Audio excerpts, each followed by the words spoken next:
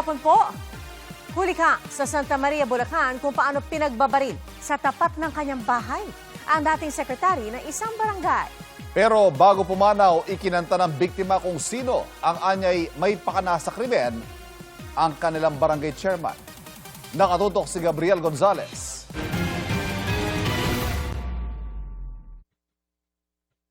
Kuha ito ng CCTV sa tapat ng bahay ni Jello Enriquez sa Santa Maria, Bulacan, madaling araw ng Huwebes.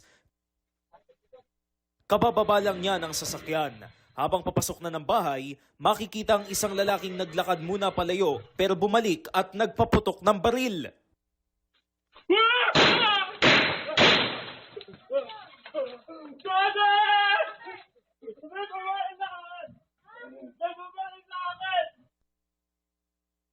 Di po kami nakakatulog sa gabi. Dinig na dinig namin yung 1:03 a.m.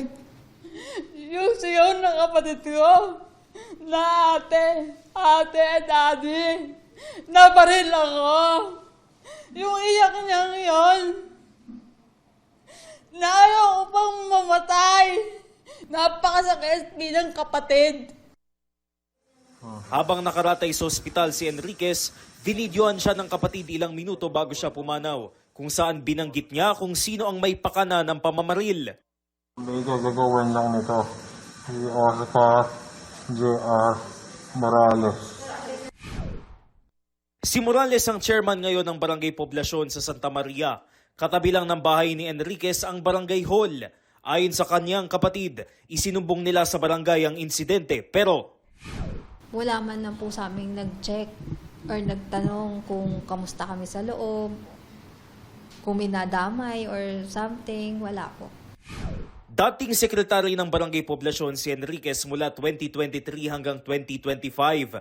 Pero ayon sa mga kapatid at katrabaho ng biktima, nag-resign siya dahil sa anilay mga nadiskubreng umano'y katiwalian ni Kap. Si Sec Jello, napakabuting tao niyan. At napakatalino, napakalawak ng pag-iisip niyan. Ayaw namin ng korap. Pinag-uusapan namin yung palagi. Kasi itong kapatid ko, pinaglaban lang naman yung alam ng tama. Kahapon, sumuko si Morales sa Santa Maria Police ayon sa Police Regional Office 3. Naharap siya sa reklamong murder. Sinubukan namin kunin ang panig ng sospek ngunit tumanggi siya.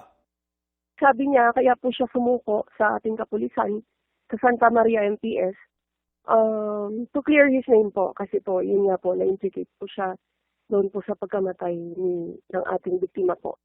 Sumuko na pala siya. Ni hindi man lang po kami in-inform ng mga pulis. Pabalik-balik naman po sila dito kahapon. Wala naman po silang nababanggit. Mas nauna ko pa pong nalaman sa mga post sa social media bago nila sabihin sa akin. Gabriel Gonzalez, Nakatutok, 24 Oras.